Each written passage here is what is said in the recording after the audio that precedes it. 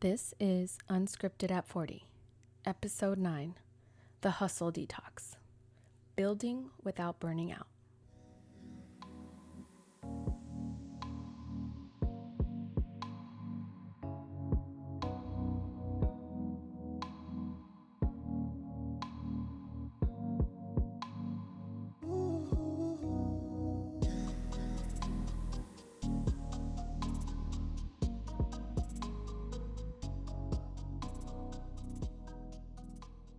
Hey friends, welcome back to Unscripted at 40, the space where we get real about all the shifts, awakenings, detours, and rebirths that come with growing into our own. I'm your host, Wen, and today's episode is for the recovering hustlers, the ones who wore busy like a badge of honor, the ones who kept chasing productivity, even when your mind, body, and soul were waving the white flag. So today we're talking about the hustle detox and what it means to build something meaningful without burning out. Hey friends, real quick, before we wrap up today's episode, a quick shout out to my creative studio, Wen Designs. Wen Designs is where I bring vision to life for women-led brands, creatives, and entrepreneurs ready to show up beautifully and authentically online. From branded Canva templates and digital products to launch visuals and podcast graphics, it's all about making design simple and soulful. Whether you're just getting started or refreshing your look, I'd love to support your next move. Learn more or book a service at wendesigns.online or find me on Instagram at unscripted@40. Now, back to the show.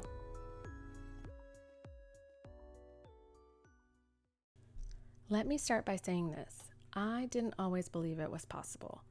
I've spent a lot of my adult life in survival mode, climbing ladders, answering emails at all hours, working extra shifts, striving to prove something, mostly to myself, if I'm being really honest. So when the idea of starting my own business first came to me, I froze. I had thought about it over the years. Entrepreneurship sounds amazing and like a dream life. But I also know that it's work. I have a lot of friends that are entrepreneurs and self-made, and they've all told me the same thing. It's just a lot of work, a lot of sacrifice at the beginning, a lot of, hours put into it, blood, sweat, and tears, etc. I always toyed with the idea and I was very hesitant about it. And I honestly felt like if I could get my partner on board, that it wouldn't feel so scary, that I could have him to lean on and vice versa. And if we did it together, it would be a walk in the park. Once I was back on my own and after the job loss, I sat on it for a while and I said,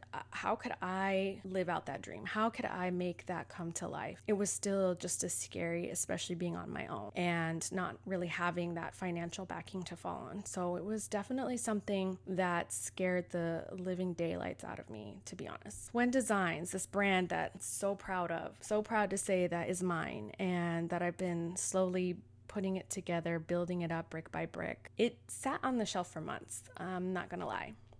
I created it, I registered it, I named it, I visualized it, but it never came out of those thoughts. It just stayed in the vault. Like, okay, maybe this will happen one day. Maybe I can get it done.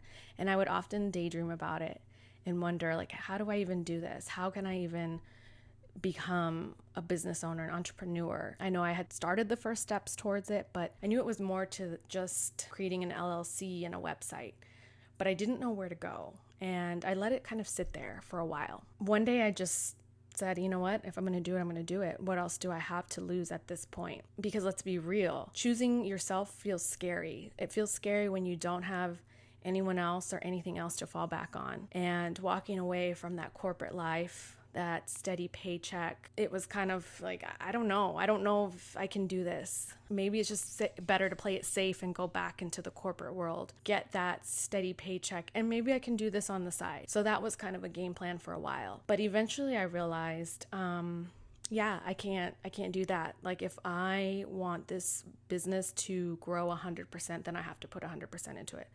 Because if I only put 25 to 50% into it, that's all I'm going to get back in return. And then the thought of going back into that corporate life where I was just not happy and it was draining and just very unrewarding and unfulfilling. It made me sick to my stomach because I was already kind of planning that life outside of that. And to think of, okay, well, I guess I need to go to that steady life again. It really felt like I was settling. And once I grasped that thought of settling, I knew that just wasn't for me. And I said, I have to figure out how to make this work. How can I move forward with this? As scary as it is, as uncertain as it is, I need to figure out how I can make this work, because going back was not an option. And interestingly enough, if I'm being very transparent and very vulnerable, if any of you are, in the job market, aware of what's going on right now, it is impossible. It is impossible no matter what degree you have, what title, what experience. Like, it is seemingly impossible to land a job. There are hundreds to thousands of people applying to every job that opens. And so it felt like, even though I was getting callbacks from great corporations, that I was like, well, maybe I can just grow there. I kept hitting some dead ends. And no matter how much I prepared, no matter how much I, had the confidence to say, I'm going to nail this. And I've never had issues landing jobs before, especially with large companies. The doors weren't opening for me. And that's when I had to accept that I have been sitting here talking about entrepreneurship, launching a business, becoming self-made, and at the same time too scared to take that leap. It was right there in front of me, the doors just weren't opening. So all signs pointed to, you got to go that way. You got to go down the road less traveled, the entrepreneurship, the scary, dark, wooded path, not this pretty, bright, lively path. I said, okay, I guess I got to do it. And sure enough, I took that leap, and here I am today, working through it. It hasn't been easy. There's been times where I just feel like, what am I even doing? And but it's been rewarding regardless. Like, it feels like I'm doing something I love and something I enjoy. And this podcast is proof of that. Whether it reaches one person or hundreds of people at any point in time, I enjoy doing this, even if it's just me talking to myself. It feels good to share my experiences and to say that I did this on my own. I do all of this on my own. Getting to that point where I don't want to hustle for someone else, hustle for corporate, hustle for very little reward, and feeling unfulfilled. That really went against so much of what we've been taught.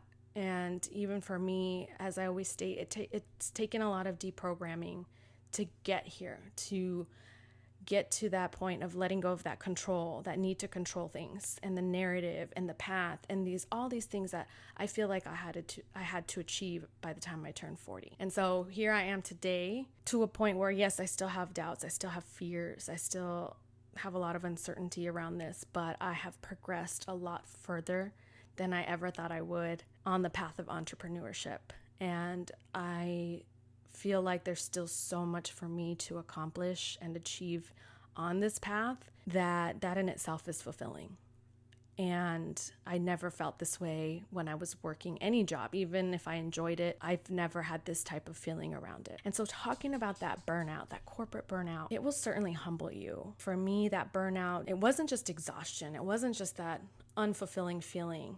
It was that anxiety, that brain fog, sometimes the tears at those random moments, just feeling so overwhelmed and knowing, a deep knowing actually, that I was just not aligned with this version of myself. Like, I was somebody who thrived on this grind culture, and it felt like the harder I pushed, the more I did, the more I sacrificed. That meant I was grinding. That was the definition of grinding.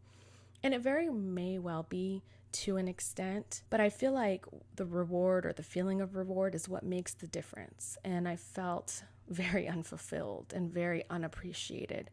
And I understand we don't need to be rewarded for every action we take in any aspect of our lives. We shouldn't set those expectations.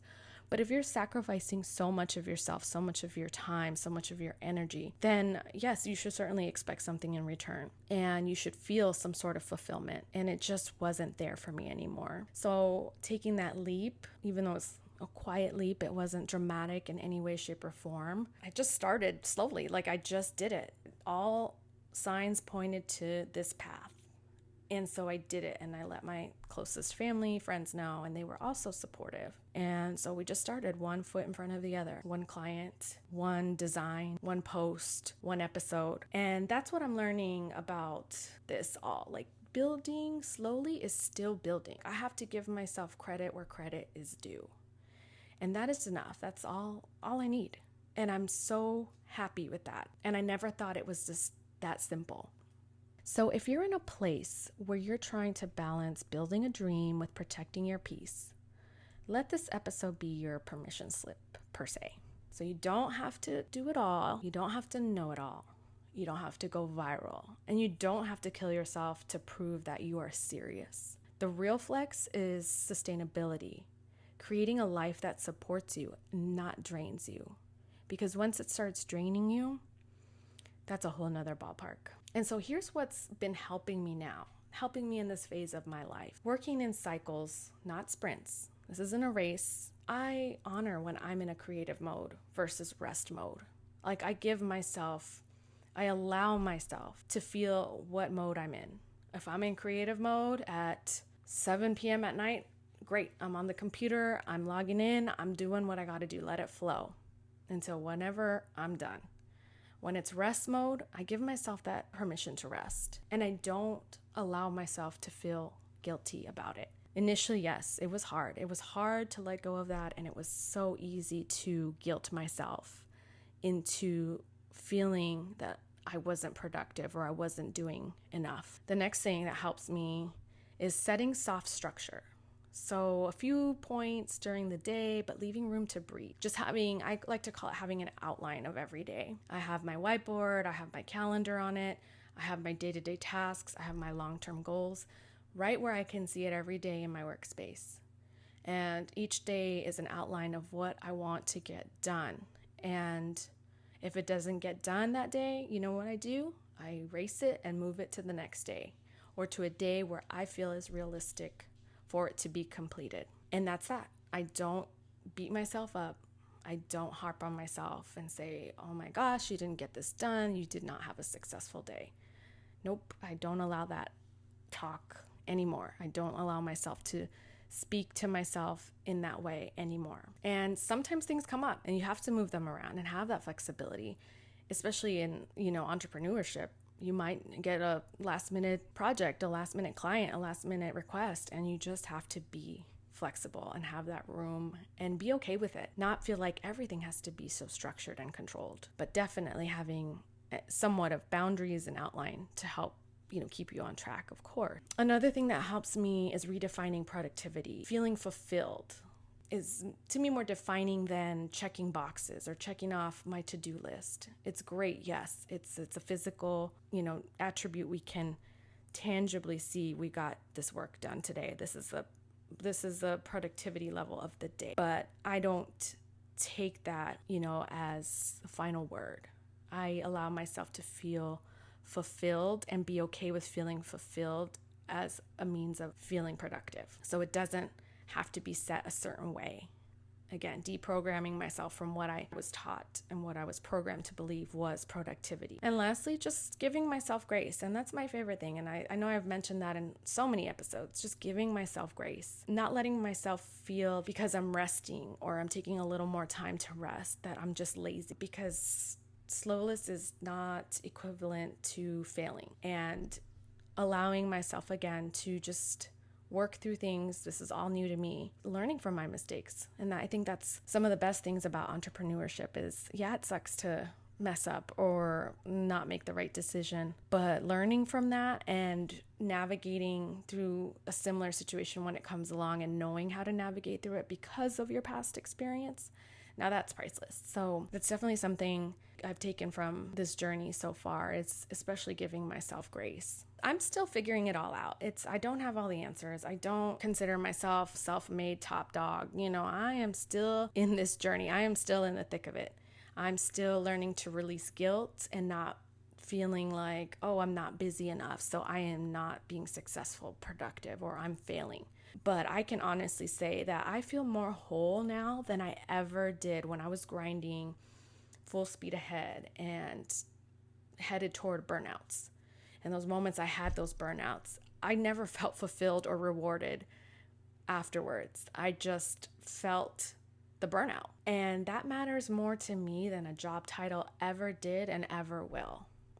So, wherever you are in your journey, pivoting, launching, resting, reimagining, I see you and I'm cheering you on. We all are. Let this be the season you choose to build differently. The season you detox from the hustle and finally give yourself room to just be. You deserve that. So if this episode resonated, send it to a friend who needs a reminder to slow down. And don't forget to rate and review Unscripted at 40 if you haven't already. It truly helps this little pod grow. And if you're curious about When Designs or want to check out what I'm building quietly but boldly, all the links are in the show notes. So until next time, friends, take care of yourselves, give yourself grace, and don't be afraid to go off script.